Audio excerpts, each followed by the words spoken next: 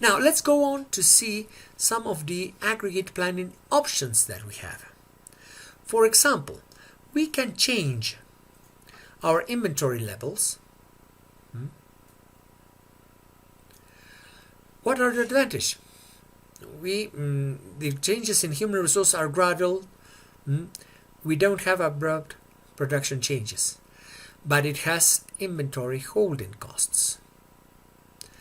And some shortage may result in lost sales. Usually it applies to production, not service operations. Why? Because service operations don't tend to have too many finished product inventories. We can vary the workforce by hiring or making layoffs. The costs may be significant. You can use this where the size of the labor pool is large and the cost of transactions, that is, of hiring and firing, are low. Otherwise, not so. Some other. We can vary production rates.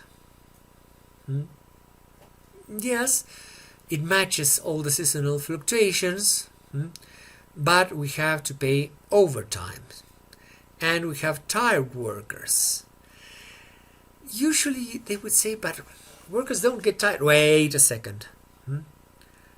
Just check out the problems that they're having with the labor force right now in the US and in other advanced economies. With what the pandemic has made everybody work very hard, and there has been no chance to rest or to work as usual. We have a very tired labor force that is not performing up to the standards. So this is a huge problem. We can subcontract. Yes, it gives us flexibility, but we lose some control. We can also use part-time workers, that is, to vary our labor force capacity. It's less costly and more flexible than full-time workers, but we have high turnover, we have high training costs, and we tend to have quality issues, and our scheduling may get problematic.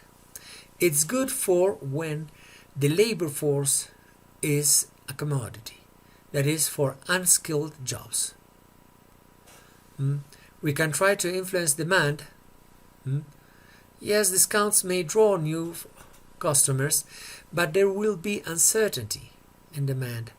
And as we have seen previously, you might get a bullwhip effect in place. And finally, as our options, we can have back ordering during high demand periods. It keeps capacity constant, it may avoid overtime, but we will have problem with our customers. A lot of companies tend to back order.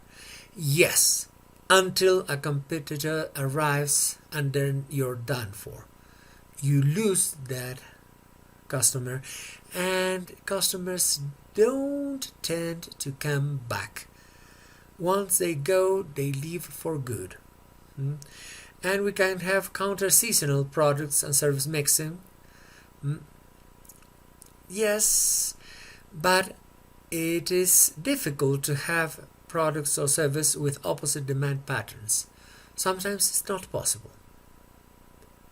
So, just in closing, what is aggregate planning or programming? Planning for the complete picture.